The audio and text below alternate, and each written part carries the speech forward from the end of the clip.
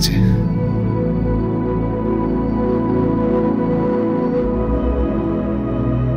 রয়েছে টুমলিং। এই ভিডিওটাতে আমি আপনাদের সঙ্গে আমাদের সান্দাকফু ট্রেকিং এর এক্সপেরিয়েন্স শেয়ার করব। এখানে তুলে ধরবো সান্দাকফু ট্রেক রুটের দুর্লভ কিছু দৃশ্য, আর থাকছে এই ট্রেকিং সংক্রান্ত খুঁটিনাটি অনেক তথ্য, তাই স্কিপ না করে পুরো ভিডিওটা দেখতে থাকুন। আগের দিন সন্ধ্যেবেলায় হাওড়া স্টেশন থেকে কামরূপ এক্সপ্রেস ধরে পরের দিন সকাল সকাল পৌঁছে গেলাম নিউ জলপাইগুড়ি স্টেশন, আর তারপর নিউ জলপাইগুড়ি স্টেশনের বাইরে থেকে গাড়ি নিয়ে সোজা পাড়ি দিলাম মানেভঞ্জনের উদ্দেশ্যে। এই মানেভঞ্জন শহরটা দার্জিলিং ডিস্ট্রিক্টের ছোট্ট একটা শহর। মানেভঞ্জন শহরে ঢুকে আমাদের প্রথম কাজ হচ্ছে আমাদের গাইডকে খুঁজে বার করা। ইতিমধ্যে ওনার সাথে আমাদের কথা হয়ে গেছে, আশেপাশে কোথাও রয়েছেন। এই হলেন আমাদের গাইড শান্তাজি। আচ্ছা, প্রসঙ্গত এখানে একটা কথা আপনাদের বলে দিই, যেহেতু সান্দাকফু ট্রেকিং এর সময় আপনাকে সিঙ্গালিলা ন্যাশনাল পার্কের মধ্যে দিয়ে যেতে হবে, তাই ফরেস্ট ডিপার্টমেন্টের অথরাইজড গাইড নেওয়াটা ম্যান্ডেটরি। যদি সম্ভব হয় আমাদের মতো আগে থেকেই আমরা কোনো গাইডের সঙ্গে যোগাযোগ করে নিতে পারেন, আর না হলে মানেভঞ্জনে এসে এখানে গাইড অ্যাসোসিয়েশন আছে, সেখান থেকেও গাইড নিয়ে নিতে পারেন। গাইড নেওয়ার পর প্রথম কাজ হলো এই পুলিশ পোস্টে এসে ট্রেকার্সদের আইডেন্টিটি ভেরিফিকেশন করানো।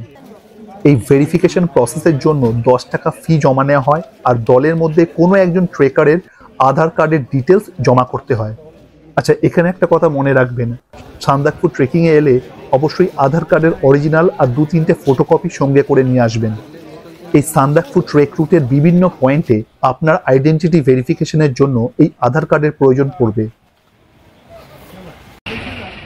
আচ্ছা, যারা ভাবছেন গাড়িতে করে সান্দাকফু যাবেন, তারা এই Singalila land rover owners welfare association থেকে ল্যান্ড রোভার ভাড়া করতে পারেন। খরচের ডিটেলস স্ক্রিনে দিয়ে দিলাম।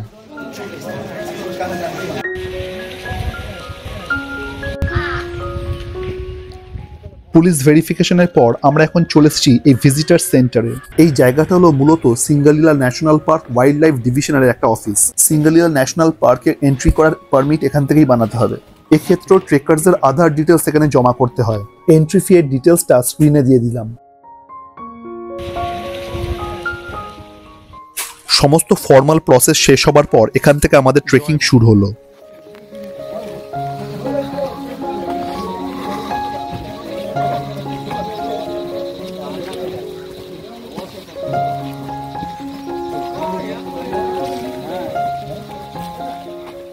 এই হলো মানেভঞ্জন থেকে সান্দাকফু যাবার ম্যাপ। এই পুরো ট্রেক রুটটা নেপাল এবং ভারতবর্ষের সীমান্তবর্তী অঞ্চলের উপর দিয়ে গিয়েছে, তাই ট্রেক করবার সময় কখন আপনি ইন্ডিয়াতে আছেন আর কখন আপনি নেপালে আছেন তা মাঝে মাঝে গুলিয়ে যায়।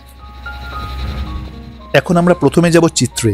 মানেভঞ্জন থেকে চিত্রের ডিস্টেন্স হলো 3 কিলোমিটার, আর এখান থেকে সান্দাকফু দূরত্ব হলো 31 কিলোমিটার।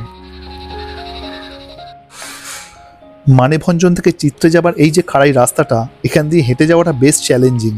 আমরা সকলেই প্রায় কম বেশি হাঁপাতে শুরু করেছি। প্রথমটা একটু কঠিন, তবে চারপাশের প্রাকৃতিক সৌন্দর্য কিন্তু বেশ ভালো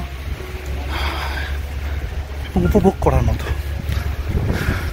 আজকে আমরা দেরিতেই শুরু করেছি, বেশ ঘড়িতে বাজে মোটামুটি 11টা 10 মতো। সত্যি চারপাশের এই পাইনের জঙ্গলকে দেখতে অপূর্ব লাগছে।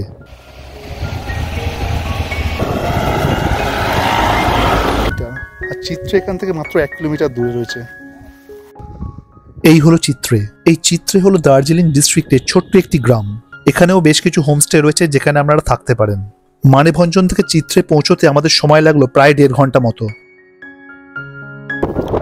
লোয়ার চিত্র থেকে এখন যাচ্ছি আপার চিত্রের দিকে। মোটামুটি এখান থেকে রাস্তাটা দূরত্ব ওই 500 মিটার মতো হবে। এই জায়গাটা হচ্ছে আপার চিত্রের একটা হোমস্টে, আর এই হলো এই হোমস্টের নাম আর কন্ট্যাক্ট নাম্বার। এই হোমস্টের যিনি মালিক, তার এক ছোট্ট খাবারের দোকান আছে। সকালবেলা থেকে কারোরই আমাদের চা খাওয়া হয়নি, তাই এখানে আসা।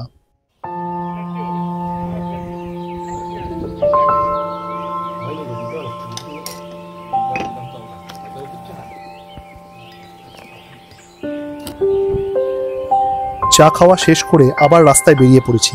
এই সান্দাকফু রুটে চিত্রের পরের গ্রাম হলো লামেধুরা। চিত্রে থেকে লামেধুরার দূরত্ব 2 কিলোমিটার, আর সান্দাকফুর দূরত্ব 28 কিলোমিটার। সামনে ওই যে দোকানগুলো দেখতে পাচ্ছেন ওই জায়গাটাই হচ্ছে লামেধুরা। একটা ইন্টারেস্টিং বিষয় এই যে আমরা এখন যে জায়গাটার উপর দিয়ে যাচ্ছি সেটা ইন্ডিয়ান টেরিটরির মধ্যে পড়ে, আর ওই দোকানগুলো রয়েছে নেপালে।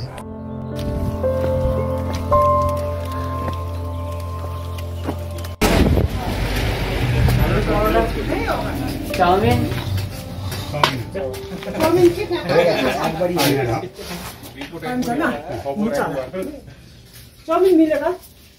ठीक है, आप दो कितना चाउमीन बोल दीजिए ना। 5 रुपये 5 अंडा chowmein, veg chowmein. Veg chowmein कितना रुपया करके चाउमीन का प्लेट? 80 रुपीस। 80? हाँ। ठीक है।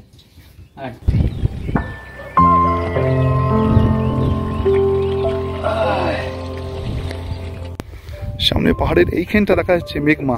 অবশ্য মোবাইলের ক্যামেরায় দেখা যাবে কিনা বলতে পারছি না। আর এই দিকটাতে রয়েছে টুমলিং। লামেধুরা থেকে মেঘমার দূরত্ব 3 কিলোমিটার, আর যে বেগে আমরা হাঁটছি তাতে ওখানে পৌঁছতে আমাদের সময় লাগবে আরো 1.5 থেকে 2 ঘন্টা। আর এখন ঘড়িতে বাজে 3:46। মেঘমা যাওয়ার রাস্তার ডান হাতেই পেলাম ছোট্ট এই জলাশয়টা। রাস্তার আশেপাশে গাছগুলোতে অজস্র রোডোডেনড্রন ফুটে রয়েছে। আমরা এখন যাবো ওই দিকে, এইদিকে মেঘমা।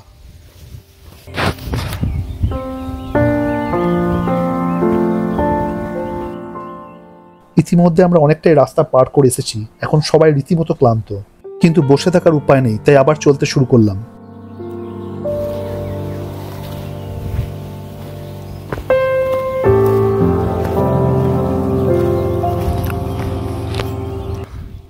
তোমার ট্রেক করার অভিজ্ঞতা কেমন? দারুণ লাগছে, মেঘের মধ্যে দিয়ে যাচ্ছে,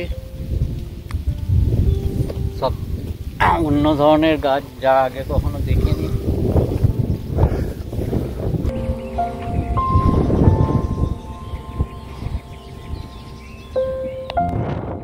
একদিকে রোডোডেনড্রনের এই অপরূপ শোভা, আর অন্যদিকে এই পাথুরে রাস্তা। এখানকার প্রকৃতি সত্যি বৈচিত্র্যময়। সামনে যে গ্রামটা দেখতে পাচ্ছেন এটাই হচ্ছে মেঘমা।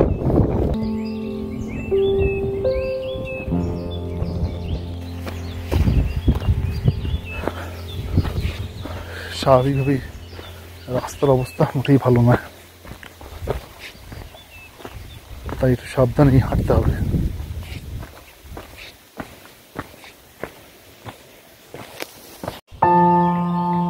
এই হলো মেঘমা। এই পাহাড়ি গ্রামটি আকারে অনেক ছোট, কিন্তু দেখতে খুবই সুন্দর। প্রথম থেকে বাদে বাদে ছিল।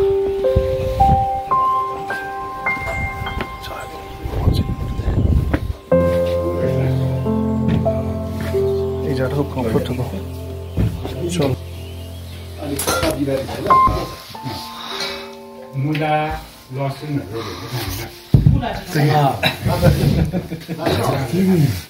ভিডিও হচ্ছে, চলো।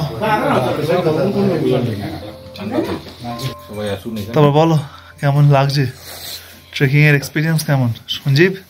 খুবই ভালো, এইভাবে না হলে ট্রেক হয়। আর আপনি কিছু বলবেন? প্রকৃতির সাথে চায়ের অতুলনীয় স্বাদের অনুভূতি। প্রকৃতির সাথে চায়ের অতুলনীয় অনুভূতি, চাঁদের অনুভূতি। মেঘমা ছেড়ে বেরিয়ে পড়ছি, আর সামনে টুমলিং। এখন যাচ্ছি টুমলিং এর দিকে। মেঘমা থেকে টুমলিং এর রাস্তাটা মোটামুটি 2 কিলোমিটার রাস্তা। আর এখন বাজে ঘড়িতে মোটামুটি 5টা, আর আশা করছি 6টা। এখন যেহেতু সময়টা অনেকটা বেড়ে গেছে সন্ধে হওয়ার, তাই আশা করছি 6টার আগে আমরা টুমলিংয়ে পৌঁছে যাব। এখনও কিছু প্ল্যান করিনি যে টুমলিংয়ে থাকবো কি থাকবো না। যদি টুমলিংয়ে থাকতে হয় তা টুমলিংয়েই থাকবো। কোনো কিছু বুক করা হয়নি, কোনো রুম বুক করা হয়নি, তবে প্ল্যান আছে রুম বুক করা। যদি ওখানে পেয়ে যাই রুম, ওখানে পেয়ে যাবো, আর নালে তারপরে আরও দেখা যাবে। রাস্তার ধারেই রোডোডেনড্রন ফুলের গাছটিকে অপরূপ দেখাচ্ছে। এই যে জায়গাটা দেখতে পাচ্ছেন, জানি না মোবাইলের ক্যামেরায় দেখতে পাবেন কিনা, এটা যৌবাড়ি নাম। চারিদিকে ইতিমধ্যে আস্তে আস্তে অন্ধকার নামতে শুরু করেছে।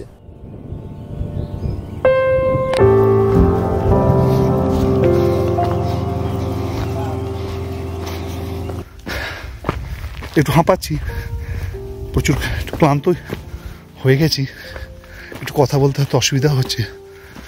দেখুন কি অপূর্ব লাগছে এই ফুলগুলো।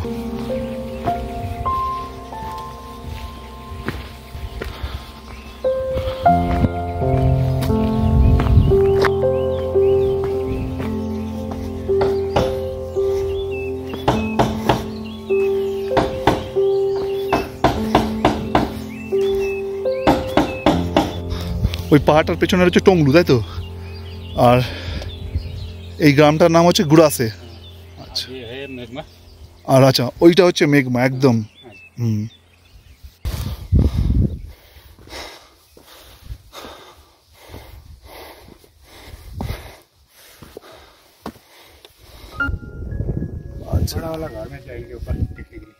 वो बड़ा वाला घर, उसका नाम क्या है?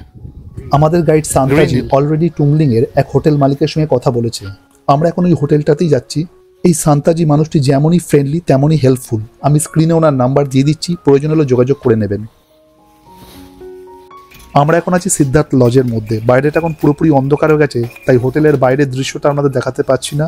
আর এটা হলো এই লজের একটা 5 বেডের রুম। এই হোটেলে থাকার খরচ হচ্ছে মাথাপিছু পার ডে 1,500 টাকা, কিন্তু যেহেতু আমরা দুপুরবেলা লাঞ্চ করিনি তাই আমাদের দিতে হবে মাথাপিছু 1300 টাকা। टॉयलेट है,